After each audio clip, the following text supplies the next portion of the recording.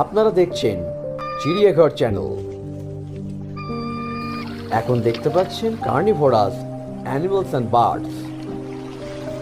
আর আপনারা দেখছেন wild life channel. এই চ্যানেলের মাধ্যমে আমি আপনাদের দেখাতে থাকব সমস্ত রকম পশু এবং পাখিদের, এবং আপনারা করবেন কি লাইক, শেয়ার এবং সাবস্ক্রাইব। নমস্কার।